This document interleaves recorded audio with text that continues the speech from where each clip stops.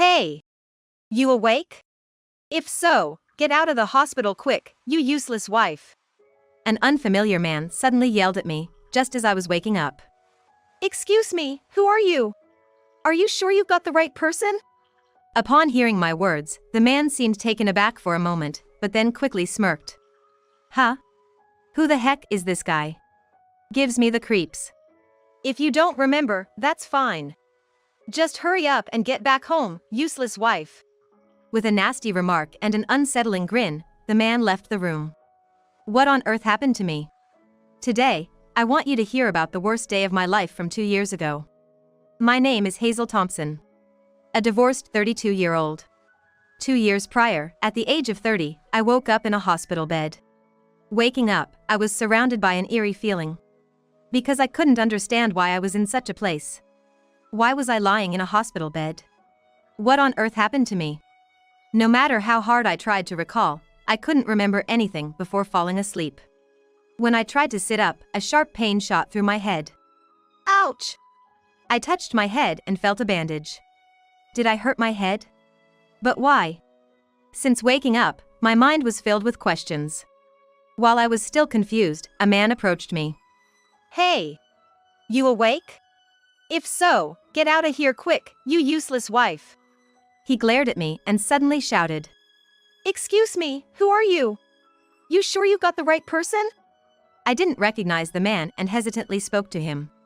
My words made the man's eyes widen in surprise. He looked really mad, maybe he confused me with someone else. I gave the man a friendly smile, hoping he'd realize his mistake and move on. That's what I thought. But instead of leaving, he looked at me with a puzzled expression and started asking like, do you not remember? Don't you know why you're here? I nodded honestly, and he smirked eerily and was like, if you don't remember, I guess that's fine. If that's the case, no worries. Just hurry back home, you useless wife. Then he kicked my bed and stormed out of the room. Huh? Who was that guy? Creepy, right? He definitely mistook me for someone else. But boy, he sure acted like he owned the place. If he's someone's husband, that's just terrible. Lost in these thoughts, my mother entered the room, as if swapping places with the man. Hazel! You're awake! Thank goodness! Tears filled her eyes as she rushed to me. Mom, I'm sorry for worrying you. I'm okay. But just before you came in, some weird guy was here and he yelled at me. I think he confused me with someone else. Is everything all right? As I said this, my mother tilted her head and was like, huh? The guy who just left was Kyle, wasn't he? Did someone come in before Kyle? Kyle? Who's that? Who? Your husband. No way, Mom. Stop joking. What are you talking about? Just wait a second. Hazel, are you serious? Didn't you get married last year? You came to tell me how happy you were to get married before turning 30. Don't you remember? Mom, what are you talking about? I'm only 28. What do you mean before turning 30? Upon hearing this, my mother rushed out of the room in panic. Soon, doctors and nurses came rushing in, and I underwent various tests. I was later diagnosed with amnesia due to a severe head injury. It turned out I hadn't lost all my memories but had forgotten about the last 2 years since I met my husband, Kyle. It seems I've lost my memories from the age of 28 to 30. Which meant the man who had yelled at me earlier, Kyle, was indeed my husband. Kyle had yelled at me without showing any concern after I woke up. I wondered why I had married such a man. The next day, in the afternoon, the same man, supposedly my husband Kyle, visited the room. This time, he was accompanied by an older woman. Is this woman also someone I know? While I pondered that, she was like, look at that, you're already up. How long were you planning on lounging around? Just like Kyle, instead of showing concern, she snapped at me. Excuse me, but who are you? Upon hearing my question, she looked surprised but retorted like, wow, just like Kyle said, you really don't know me? I'm so sorry, I don't recognize you or the man from earlier either. Just like Kyle did yesterday, she smirked and was like, well, that's convenient. Kyle, you played your cards right. What did she mean by played your cards right? When I looked puzzled, Kyle explained like, you're my wife, and this is my mother. Got it? Apparently, this woman was his mother. In other words, my mother-in-law. By the way, it's just a little injury, right? How long are you planning on staying in the hospital? Who's gonna cook our meals? And there's a pile of laundry. Hurry up and come home. Then, joining in, my mother-in-law exclaimed like that's right. Do you know how much this hospital stay is gonna cost? And what about work? You've been missing out, but the pay's still coming in, right? Kyle and my mother-in-law kept nagging and blaming me. But when my mother came to visit, their attitude changed drastically. Hazel, how are you feeling? Oh, you guys are here too. It seems Hazel has lost her memory from the time she met Kyle. Addressing the in-laws, my mother's voice trailed off. My mother-in-law was quickly like she hit her head, right? At least she looks okay. That's a relief. My mother-in-law hurriedly added like, well, we'll be off then. They hurriedly left. I asked my mother like, did I really marry that man? Yes. Kyle has always taken great care of you, and your mother-in-law was kind too. After getting married, you moved to the Thompsons' family home. Then, until yesterday, we didn't hear anything from you. Out of the blue, we were told you had an accident. What's been going on? Why didn't you contact us? No, Mom, that's what I'm saying. I don't remember anything. What happened? I replied with a laugh, but I couldn't shake off the unease. The Kyle and mother-in-law I met after losing my memory were nothing like the caring and kind people my mother described. Their attitude had completely changed once my mother arrived. They seemed more concerned about house chores and money than me. Wait. Money? That reminds me, what's happening with my job? Mom, speaking of which, I'm still continuing my work as a tax consultant, right? You're still working there. Mr. Johnson was concerned and said you should take it easy for now. After graduating from college, I acquired my CPA license. I got a job at Johnson's CPA firm. That's a relief. I'm still continuing with my job. But wait. Right now, it should be the middle of a weekday. My mother is a stay-at-home mother, and I've been given time off from the CPA office to recover. But what about those two? They came to the hospital, but aren't they working? The more I thought about Kyle and my mother-in-law, the more suspicious I became. And it wasn't just me. My mother, seeing my behavior, started to become suspicious of Kyle and his mother as well. Then the next day, I still couldn't recall my memories. Kyle and his mom visited the hospital again in the afternoon. Hey, Hazel. Enough is enough. At first, I thought it was okay if you lost your memories, but how long are you gonna stay here? I've been telling you to come home and take care of me. Before the accident, how did I handle such harsh words from Kyle? But thinking about it, there's nothing I can do since I can't remember. No matter what you say, I don't remember you. I don't want to live with someone I don't know. Besides, I'm still receiving treatment.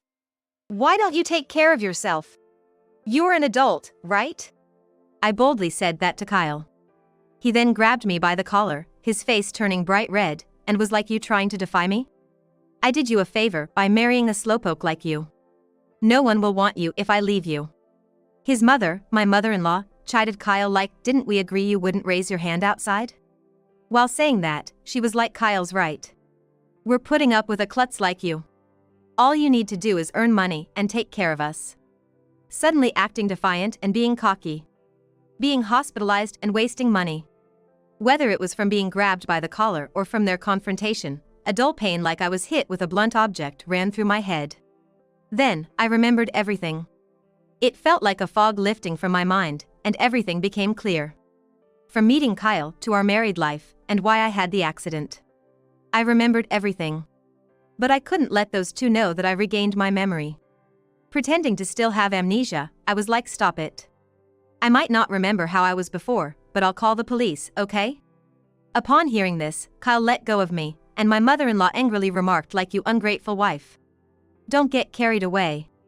But again, their attitude changed dramatically as soon as my mother appeared. Oh, hey.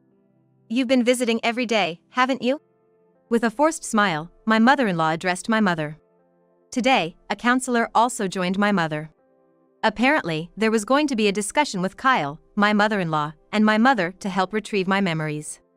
Though my memory had already returned, this seemed like the perfect opportunity. Without letting the counselor know I had remembered, we began the session. Kyle and my mother-in-law insisted there was no pressing need for me to force my memories back.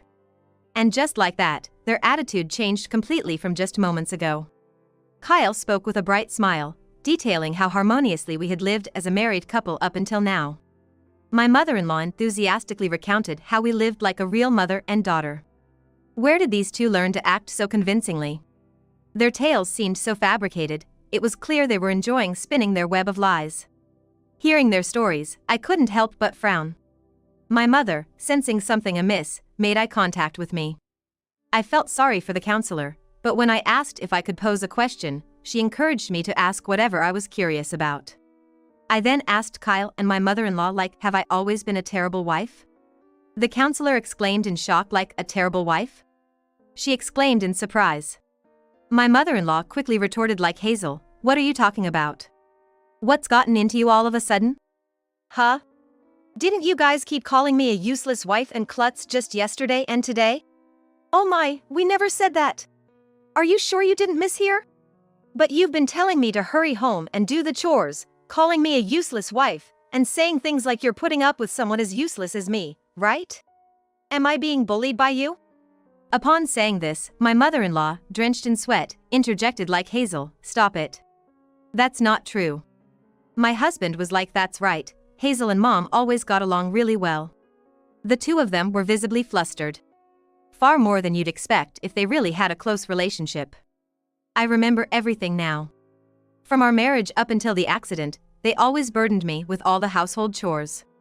On top of that, my mother-in-law used to take most of my salary, claiming it was for living expenses. Facing Kyle, I inquired, by the way, Kyle, what do you do for a living? Huh? He hesitated to respond. I've been working at the accounting firm and doing all the housework, right? That means you must be so busy you can't do housework. Yet you come to the hospital every day at noon. What exactly are you doing? I took some time off from work because I was worried about you. Really? So, what's your job? That's none of your business right now. Kyle was becoming increasingly agitated. Shouldn't we be discussing everything openly during counseling? I looked to the counselor for support, and she gave Kyle a curious glance. Kyle, turning a deep shade of red, declared, I'm currently out of work. What's wrong with that? He shouted back defiantly. So, you're unemployed then? Does that mean your mother works? When I asked that, my mother-in-law stammered, me? I am. Now, my mother-in-law began to get flustered. So, you're unemployed too? What? In our time, it was common for women to stay at home and look after the house. Your mother did the same thing. What's wrong with that? I could see their true colors as their temper flared. No one's saying being unemployed is a bad thing. But if that's the case, why was I doing all the housework even though I was working? Especially when both of you and Kyle had the time to share the chores. It just doesn't make sense to me. Getting increasingly frustrated, my mother-in-law snapped, what are you trying to say? It's a given for a wife to do house chores. But you two were living off the money I earned, right? Isn't that a bit much? You don't get too big for your boots. It's only natural for you to earn money for Kyle's sake. Just be grateful you have someone like him. Finally, my mother-in-law, forgetting that my mother and the counselor were present, began to yell at me. What's going on? I'm clearly being tormented here. Why did I marry someone like this? Someone who won't even stand up for me when I'm being bullied by his mother? I married the worst kind of guy. When I said that, Kyle retorted, you. Calling me the worst? Don't mess with me. You're lucky to be married to a catch like me. It's only natural you'd serve me. I can't stand this charade anymore. This hospital bill is such a waste of money. I don't have money to waste on you. Just come back home. Kyle shouted this, and my mother-in-law chimed in, exactly. You've been hospitalized for days. How much is that gonna cost? We were just thinking of letting you stay at home during the summer because you said you'd obey and follow me. Kyle laughed along and added, too bad, because you opposed Mom, your bedroom turned back into the barn. The counselor, who had been silently listening, exclaimed, you had her sleep in a barn during this scorching summer? Caught off guard, the two stammered, well, she was being rebellious. They desperately began to make excuses, but it was already too late. Then, my mother was like, "What do you mean by making my daughter sleep in the barn?" She confronted my mother-in-law and Kyle with those words. Turning to the counselor, my mother inquired, like, "You've been recording all of this conversation, right?" The counselor had mentioned at the beginning that the sessions would be recorded for future reference. The counselor affirmed, like, "Of course." Upon hearing this, Kyle and my mother-in-law began trembling and mumbled, like, "We're sorry," in a pitiable tone. But this was just the beginning. "Shall we go for the finishing blow?" I announced everyone, like, "I remember everything." Kyle and my mother-in-law jumped up, exclaiming, like, "We're so sorry. We repent. Please spare us any more of this." They were begging for forgiveness. But why should I forgive? I explained to everyone why I ended up being hospitalized. Back then, I was utterly brainwashed by the two of them. Even though I was initially tormented after our marriage, they'd be kind to me afterwards. I was relied on. Gradually, I began to feel that these two couldn't manage without me. With such a mindset, it's strange how I started to follow their every command. I was told not to contact my real parents, and I obeyed that without a second thought. More importantly, even when I was mistreated, I never felt that the treatment was unjust. Then came the day of the accident. Kyle would always come to my workplace, partly to keep an eye on me. But that day, by chance, he saw me greet my boss, Mr. Johnson. On the way home, inside the car, he yelled me, like, "Were you always flirting with other men besides me, like you did just now?" In a fit of rage, he pulled the car over, tried to drag me out of it. Even though I resisted desperately, Kyle pushed me so hard that I hit my head against the guardrail and fell onto the road. Ignoring me lying there, he drove away. Luckily, a passerby called an ambulance, and I was safely taken to the hospital. The reason for Kyle's smug smile when he realized I had lost my memory was his relief that it wouldn't be revealed that he was responsible for the accident. They probably came to the hospital not to visit me, but to make sure I hadn't regained my memory. It happened on a major street. There are plenty of security cameras. If they check, they'll surely find footage of Kyle pushing me. If I report this to the police, Kyle will likely face charges. Frantically, Kyle pleaded, like I didn't mean any harm. I was just jealous. "I'll treat you right from now on, Hazel. Please forgive me. You wouldn't want me to get arrested, right?" Unfortunately for him. After the accident and the temporary memory loss, the brainwashing had been completely undone. I calmly told Kyle, like, "Sadly, I no longer have any feelings for you. In fact, I genuinely hope you get arrested. Reflect on your actions while serving your time. Also, let's get divorced. And yes, I'll be asking for compensation." Kyle crumpled to the ground, murmuring, like, "No way." He was sobbing so intensely it was hard to believe a grown man could cry that much. My mother-in-law, even at this point, yelled, like, "Who do you think allowed you to live in our house all this time, you ungrateful woman?" But in reality, it was me who had been feeding them with my salary. You've been living off my paycheck all this time, haven't you? I cooked, did laundry, cleaned, everything. I won't be fooled anymore. Maybe, before you scold me, you should think about how you're gonna survive from now on. With that, it seemed reality finally hit my mother-in-law. She stammered. Words escaped her as she broke down. Soon after, the police arrived due to my call and took Kyle away. During the investigation, he apparently admitted to his crime without any resistance. A few weeks after my discharge from the hospital, I immediately visited a law firm. I successfully divorced Kyle and managed to get a lump sum as compensation for the harm. I was advised to change both my workplace and residence for safety, so I got a new job at an accounting firm run by a colleague of Mr. Johnson. My mother and I moved near this new workplace. I never dreamed I'd be caught up with such a weird man and be brainwashed, but it's an experience nonetheless. I vowed to be strong and not let anyone manipulate me like that again, to truly live my life for myself.